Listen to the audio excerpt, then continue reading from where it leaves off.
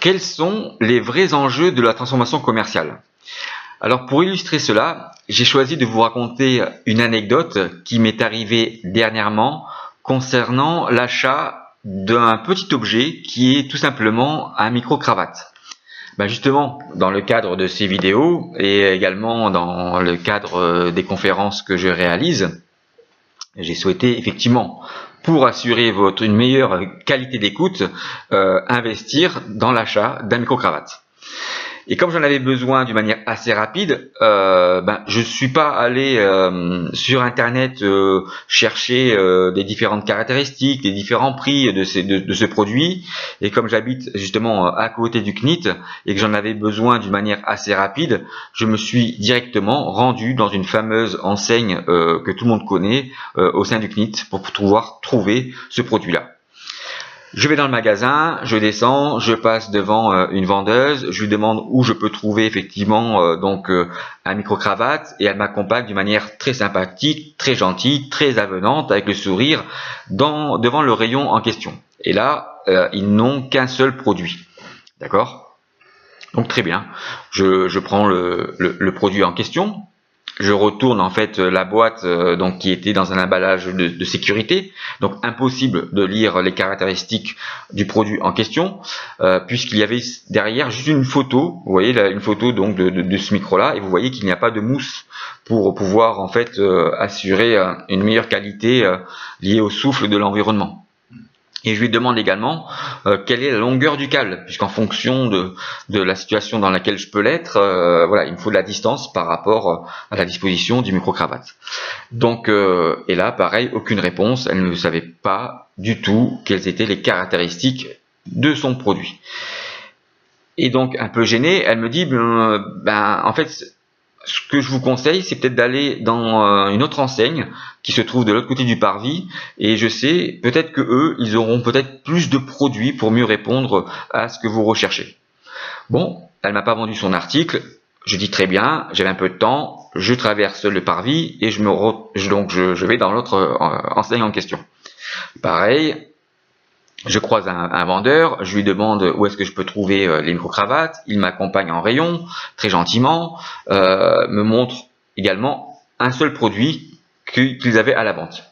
Et en fait, ce produit, ce micro-cravate, était plus cher que le premier.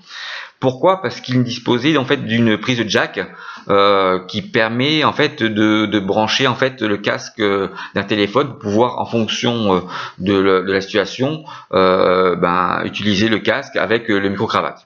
Je trouvais l'option intéressante et qui pouvait effectivement justifier d'un prix plus cher à travers la valeur ajoutée du produit en question. Et toujours pas de réponse concernant la longueur du câble. Et donc je lui pose la question effectivement concernant la longueur du câble. Il me dit moi je sais pas, allez dans le rayon, allez voir un de mes collègues à côté dans le rayon des casques et peut-être que il y aura en fait une rallonge pour répondre en tous les cas par rapport à votre demande, pour répondre à la question que vous souhaitez en faire. Bon, très bien, je vais dans le rayon en question, et là vous voyez effectivement c'est des rayons où il y a des centaines de casques, comme quoi il est plus facile d'écouter que de parler, ou en tous les cas de pouvoir faire ces vidéos que je partage avec vous sur LinkedIn. Et donc, trouvant l'idée intéressante d'avoir effectivement peut-être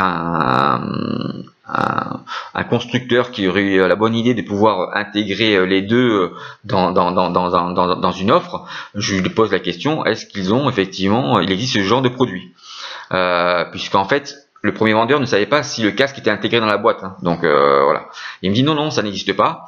Par contre, je vous conseille d'aller sur internet faire votre achat. Peut-être que là vous allez trouver effectivement un fournisseur qui saura en fait répondre à votre besoin.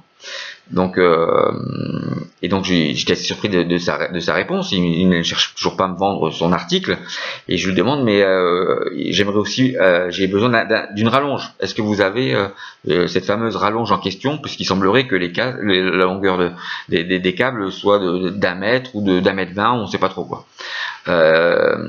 Et il me dit non, nous on dispose pas de ce genre de rallonge. Par contre, allez dans le magasin en face, et je pense que vous pouvez trouver chez eux une rallonge correspondant à votre besoin.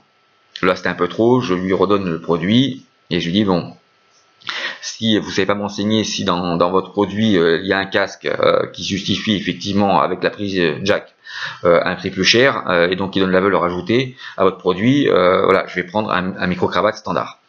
Je retourne dans le magasin, je passe devant ma vendeuse qui là reste assise, qui me pose aucune question pour savoir pourquoi je suis retourné dans son magasin, et donc je prends le produit en question et je remonte donc à la caisse pour payer l'article. J'arrive donc à la caisse, je présente l'article, on me demande est-ce que vous avez une carte de fidélité? Et là, je dis non, j'ai pas de carte de fidélité, donc parce que je fais pas assez d'achats chez vous, je pense. Et là, on me dit, mais non, mais c'est pas qu'une question du nombre d'achats, malgré que le taux de fidélité, il faut pas donner des cartes de fidélité à tout le monde et n'importe comment. C'est justifié par rapport à une réduction du prix que vous pouvez avoir par rapport à une couleur de pastille qui se trouve devant l'article en question lorsque vous allez le choisir. Et je dis là, honnêtement, je sais pas, hein, j'ai pas fait attention si le micro-cravate bénéficiait d'une remise ou pas. Par contre, effectivement, si vous me dites que je peux avoir le droit à une remise, je prendrai sûrement la carte de fidélité. Et là, donc, la personne scanne le produit en question, elle me répond, nous, vous savez, c'est impossible de savoir en caisse quels sont les produits concernés, on a simplement le prix de vente. Bon, tant pis. Je paye quand même le casque, le micro-cravate puisque j'en avais besoin. Je sors du magasin et là j'ouvre donc l'emballage et je découvre effectivement la longueur du câble qui était inférieure justement aux longueurs de câble que les vendeurs m'ont annoncé, mais également qu'il y avait bien cette fameuse petite mousse dans l'emballage. En réalité, voilà, cette anecdote vous semble peut-être assez marrante, mais elle est assez triste parce qu'en fait, aucun des trois vendeurs n'a fait ce qu'on appelle une phase de découverte. En réalité, moi, ce que j'appelle plutôt une phase d'investigation dans la connaissance du fonctionnement du cycle d'achat pour pouvoir augmenter le taux de transformation des opportunités et mieux vendre. Parce que en fait, la phase de découverte, elle se réalise dans l'ensemble d'un cycle de vente. En tous les cas, si vous souhaitez savoir pourquoi justement la phase de découverte n'est pas simplement qu'un élément qui se passe au départ, mais bien tout au long d'un cycle de vente et dans la réalisation d'un cycle d'achat pour pouvoir obtenir la confiance de vos clients et augmenter le taux de transformation, je serai heureux de vous rencontrer et de pouvoir échanger avec vous de vive voix. J'espère que cette anecdote aura pu également vous faire réfléchir sur les enjeux de la transformation commerciale, parce que si je n'avais pas voulu acheter réellement ce produit, aucun des vendeurs n'aurait pu réussir à me le vendre. À très bientôt, au revoir.